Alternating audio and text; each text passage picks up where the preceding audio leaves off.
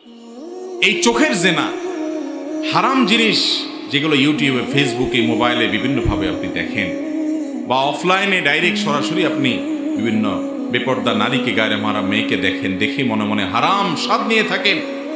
এই অপরাধ এত ভয়াবহ যে এই অপরাধটা থেকে মানুষ সিজদা গিয়ে পর্যন্ত বাঁচতে পারে না।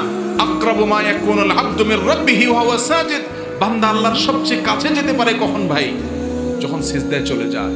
সিজদায় যখন যায় আল্লাহর সবচেয়ে নিকটে চলে যায়, কপাল পোড়া ওই সময়টাতে তার চোখের সামনে হারাম জিনিস ভাইসা ওঠে।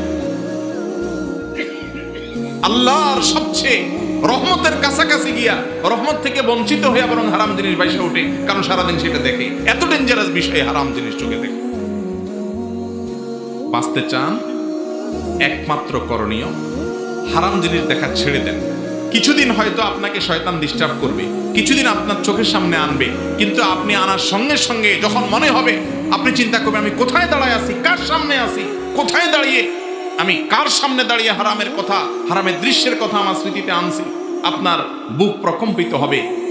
সাথে সাথে নিজেকে ভৎসনা করে, আত্মশাসন করে, নিজেকে নিজে শাসন করে, বকা দিয়ে মনে মনে নামাজ কন্টিনিউ করেন। নিয়মিত যদি চোখের জেনা ছেড়ে দেন, আপনি নিশ্চিন্ত থাকেন ইনশাআল্লাহ।